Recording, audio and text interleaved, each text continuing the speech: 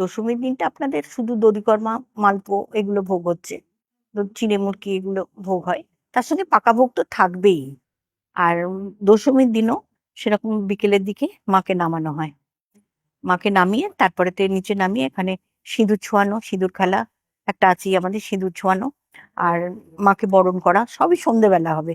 ওপরে দামোদর আছেন আমাদের, দামোদরের আরতির পর তারপরে সিঁদুর মাকে বরণ করা হবে বা সিঁদুর ছোঁয়ানো, মাকে পান মিষ্টি খাওয়ানো, এগুলো করে তারপর গয়না টয়নাগুলো সোনার শীতলে রেখে, তারও একটা ব্যবস্থা আছে, সেই গয়নাগুলো রেখে তারপরে মাকে বিসর্জন করার জন্য এগোনো হয়।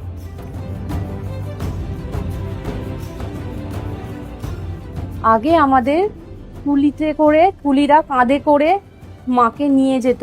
এখন ম্যান পাওয়ার কমে যাচ্ছে বলে দিন দিন মায়ের প্রতিমাও আমরা বড় করছি আস্তে আস্তে, ওই জন্যে এখন ট্রাকে করে নয়, ট্রলিতে করে মাকে নিয়ে যাওয়া হয়। সঙ্গে আমরা সবাই যাই, বউরা, বাচ্চারা, কর্তারা খুব আনন্দ করেই মাকে কৈলাস গমনে গঙ্গায় দেওয়া হয়।